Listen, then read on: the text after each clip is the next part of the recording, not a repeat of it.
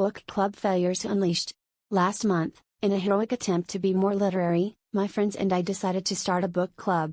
The first meeting was held at my apartment, and the group chat enthusiasm was palpable. Everyone posted pictures of their mugs next to the book of the month, The Mysterious Maple.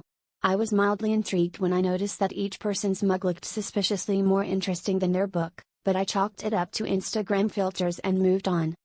At the meeting, things started off normally. We all nodded gravely as someone mentioned the evocative narrative structure, and someone else said something about symbolic sycamores, which I remember reading absolutely nothing about.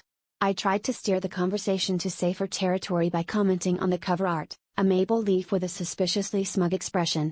To my relief, everyone else jumped in with strong opinions about the font choice, the shade of orange, and whether the leaf was supposed to represent the protagonist's inner turmoil or just autumn in general. About 2 hours and several cups of tea later, the discussion had devolved into a heated debate over whether glossy or matte covers help you read faster, and nobody had mentioned a single plot point. I started to get suspicious when my friend Sarah described a pivotal scene where the main character, a Canadian lumberjack, fights off a gang of rogue squirrels, something I definitely didn't remember.